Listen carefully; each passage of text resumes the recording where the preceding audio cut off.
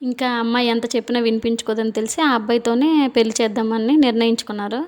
తర్వాత వాళ్ళ ఇంట్లో వీళ్ళు, వీళ్ళ ఇంట్లో వాళ్ళొచ్చారండి. ఇల్లు చూపులు అంటారు కదా! అలా జరిగింది. జరిగిన తర్వాత వాళ్ళ నాన్న తనకి ఏమేమి ఇవ్వాలనుకున్నారో మొత్తం ఇద్దామని ఫిక్స్ అయ్యారు. ఇచ్చేశారు. బానే ఉన్నారు పెళ్ళైన కొన్ని రోజులకి. ఆ అబ్బాయేమో వేరే దగ్గర జాబ్ చేస్తాడు.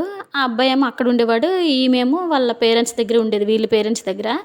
అయితే ఇంకా బానే ఉన్నారు కొన్ని రోజులకి. పిల్లలు పుట్టారు. ఒక ఇద్దరు బాబులు పుట్టారు. బానే ఉన్నారు.